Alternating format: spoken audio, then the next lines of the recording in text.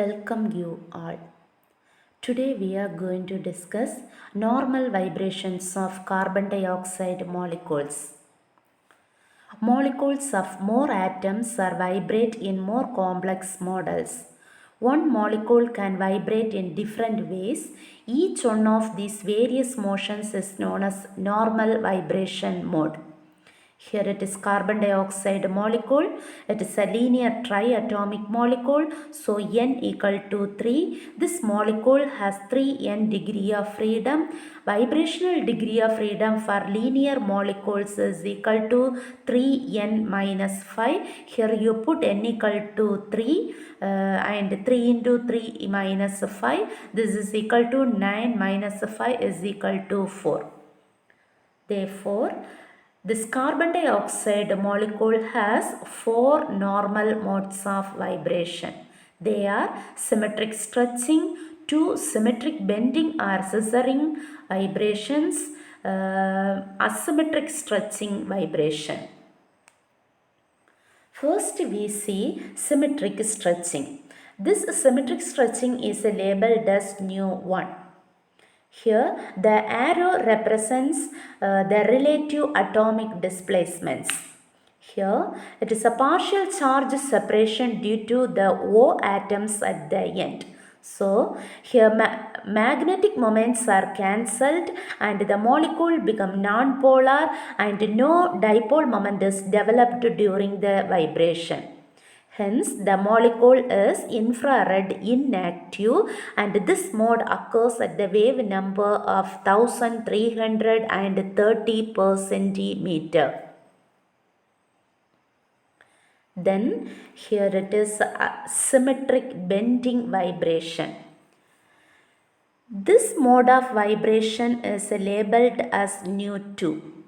Actually, the nu2 vibration consists of two vibrations as nu2A and nu2B. The motion of the atoms is in and out of the plane of the paper. These two bending modes of vibration have same energy and different direction of bending motion. Hence, it is doubly degenerate. Because of this, carbon dioxide molecule has one more mode of vibration when it is compared to water molecule. These two bending vibrations are same and produce at the same wave number 667 per centimeter in the IR spectra of carbon dioxide. Then this is asymmetric stretching vibration. Here this mode of vibration is labeled as nu3. Here there is stretching at one end and compression at the other end.